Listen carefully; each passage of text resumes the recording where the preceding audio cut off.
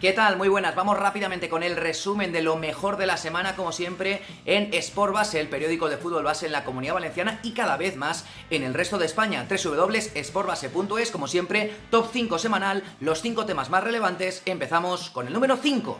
Y empezamos dándole la enhorabuena al Ontinyent Club de Fútbol, el único equipo valenciano que se ha colado este año en la gran final de la Copa Federación. Ya lo sabéis porque lo contamos en el periódico y lo pudisteis ver también a través del vídeo. El Ontinyent eliminó en las semifinales al Vilafranca y será el representante valenciano en la gran final. Por desgracia, el que no pudo llegar fue el Atlético Saguntino, que se quedó a las puertas de la gran final por segunda temporada consecutiva. Así pues, 4 y 11 de abril, gran final entre Ontinyent Club de Fútbol y el Pontevedra.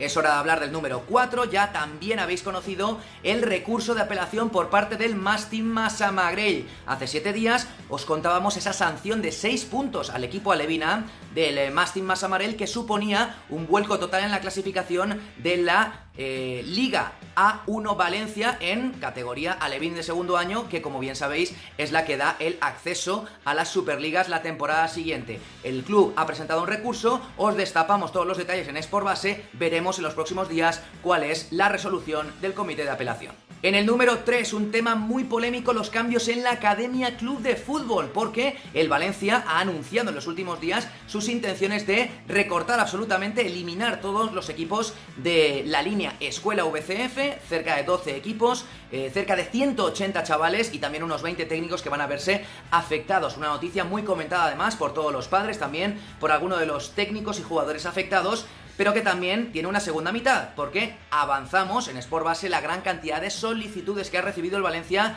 apenas pocos días después de tomar esa decisión, respecto a otras escuelas que quieren ser escuelas de convenio con el Valencia de cara al futuro más inmediato. Así pues, el Valencia, que busca modificar su línea de actuación en su academia, va a centrar todos sus esfuerzos en lo que es el fútbol becado.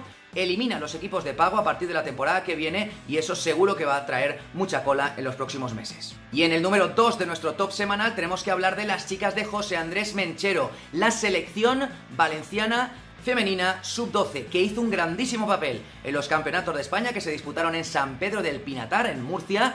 Hizo una gran fase de grupos, terminó segunda con 7 puntos, lo hizo fantásticamente bien, pero cayó en los cuartos de final ante Castilla y León por 2-1. Así pues, bravísimo el papel de las chicas de Menchi, de José Andrés Menchero, que ya volvieron a Valencia y han podido disfrutar de la recta final de las fallas con sus familias. Nuestra enhorabuena por su esfuerzo, aunque finalmente no pudieran meterse en esas semifinales ni tampoco aspirar al premio final. Recordemos, la gran campeona fue la Comunidad de Madrid, que terminó ganando en la gran final precisamente a Castilla y León. Y terminamos con nuestro top 1, la noticia más comentada, la más leída, por supuesto la que más repercusión ha tenido esta semana en www.sportbase.es. Tuvo lugar el pasado fin de semana, ocurrió en Manises, en la ciudad del deporte, y por desgracia el protagonismo fue para un individuo que se coló en las instalaciones, en la zona acotada para futbolistas y para staff técnico del club, del manisense, y se bajó los pantalones delante de unos niños, además de intentar llevarse a algunos de ellos a lo que él decía una fiesta en Ribarroja. Los padres consiguieron retenerle en las instalaciones durante varios minutos hasta que llegó la policía y se llevó detenido a este individuo que puso el miedo en el cuerpo, además de verdad, a todos los presentes, y que ha hecho que a lo largo de la semana entrevistemos al presidente del Manisense, al Juventud Manisense, recordando lo importante que es no bajar la guardia y estar siempre pendiente de lo que ocurre en las instalaciones deportivas. Esta es la noticia más leída de la semana y con esto cerramos nuestro top 5 semanal, como siempre, hasta el fin de semana que viene. Por cierto, que no se me olvide, ya sabéis,